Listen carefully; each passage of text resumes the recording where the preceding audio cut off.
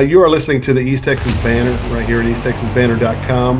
We got the privilege today of sitting down with Gloria Medlock. She is, now, explain to us what your position is with Bealls. I'm the real estate manager, so I oversee the real estate for Bealls for new store development for Okay. Texas, Oklahoma, Louisiana, New Mexico, Arkansas, and we're not in Nevada anymore, but if we grow into Nevada as well, and Okay. Arizona. So Okay. pretty much everything that's around Texas. So it's fun fact, when I interviewed for Bealls, I've actually only been at this position for a year. This is my Okay. anniversary month is October. I didn't do my homework before the interview, so that's shame on me for not doing that. And I remember telling who is now my boss, "Oh, my grandmother and I used to shop at Bealls when I was little." I remember, so did the same thing. I think that probably everybody in Jasper's done, and he quickly educated me on not the same Bealls. So Bealls, which is also spelled exactly the same way as the Texas Bealls. Bealls is based out of Florida, Bradenton, Florida, which is south of Tampa. We're celebrating our 110th year. So we're on our fourth generation CEO. So Matt Bealls, our CEO, his father was a previous CEO. His grandfather was before him, and his great grandfather was before him. So it's a family business, privately held family business. And, an interesting fact that I really enjoyed hearing about was during the Great Depression, he lost the business to the bank actually, Okay. and ended up buying it back. And after that, made a deal like I'm not going to borrow money ever again. So we're completely debt free. We don't have any outstanding loans or anything. So Okay. it's how we like to operate, which kind of goes full circle why we wanted to get some additional funding for our construction costs, just to make some economics work. Sure. Sure. So specific to those that funding there. Now, Yeah. you and the other gentleman, what was the other gentleman's name? Bruce. Bruce. Okay. So you and Bruce talked to everyone at Jedco the other night, and tell us a little bit about what you guys are experiencing or what you're seeing from a standpoint. Now, the site in question is the stage location that is over by Brookshire Brothers in that shopping center, correct? Yes, that's Okay. exactly the location that and honestly, when Stage/Bells went out of business in right before the pandemic, I think it was 2020 time, Right. we bought the intellectual property. So we were able to we looked at all their real estate and kind of deciphered which ones we wanted. Jasper was one of them. And we also bought their distribution center. It's like state of the art. It was a brand new distribution center in Jacksonville, Texas.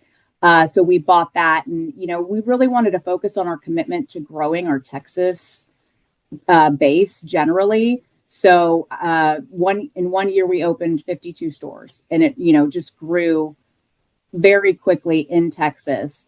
But every person I think I meet, I do have to kind of share a little Bealls history with because of Sure. that. I always challenge somebody to go into a Bealls because I can't lie, I lived right next to one for a very long time and I never went in there for what, whatever reason I never did. Right. And obviously I do now, and my husband doesn't appreciate that very much because I spend a bunch of money in there. But Sure. but it's not. It's very much of a Nordstrom's Rack type of feel, or even like a Marshalls. Okay. Whereas I think the older Bealls is more of a like a Steinmart type of presence. Okay. More.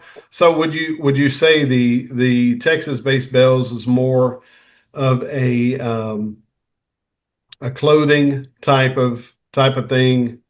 It was kind of So that was Yeah, I would say that they had shoes. So this Jasper one that they operated was it was big. It was bigger than most of their footprints because they had a shoe side where they did footwear and shoes, and then they had like the clothing side, which is Okay. one of the reasons why we didn't end up opening 5 years ago. We didn't need that much space in Jasper, and at the time, the landlord wasn't willing to divide the space up for us. Okay. So this has been a long 5 year Sure. conversation we've been having to get this store done. So one of the other things that, so if we're just going to differentiate between what the former Bells provided to the community versus what you guys provide, what are kind of give us a list there? Yeah, well, I mean, coming from a woman, so one of the best things I think a lot of people will get out of Bell's is the beauty section. So we have a lot of high end beauty products that you would see at like an Ulta or a Sephora, that we sell at an off price Okay. um, rate in our stores. So, brands like Chi or Sol de Janeiro, makeup brands, um, all of those types of products. That's one of the bigger ones. We do very well with our beauty product. And I know you can't find those products at, the Walmart, which is probably where other people are shopping in the town. So that is a great add-on. And then, I think the buyers have done a great job at Bell's really going after vendors that are relevant. So Under Armour, Nike, Miss Me, to get these brands into our store for our customers and be able to sell a pair of Miss Me jeans for $39 instead of $149. Okay. You'll see brands in there that you'll see some that you don't know, but there's definitely recognizable brands, and the pricing is so great. And lastly, the home product, we will have a component of some home stuff like towels, kitchen stuff, kitchen towels, sheets. Okay. Those are probably my favorite thing to buy in there because the Okay. pricing is good and the quality is really good. So, Gotcha. yeah, it's great stuff inside our Bells. Awesome.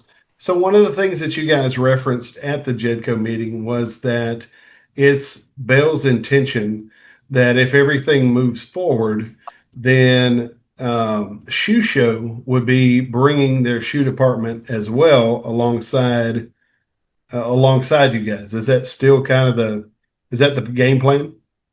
So I would say yes. I don't work for Shoe Show, but I've got at least 5 other leases out right now where they're behind us. So we've signed a lease and they wrapped up signing a lease. And so, I'd say it's probably a 6 month, maybe longer gap because they're not going to make a move until we're pretty secure in either with a signed lease or close to it. And then they'll Okay. get their higher ups approval. So I would say it's a 80% chance that that's what's going to happen. Okay. Okay.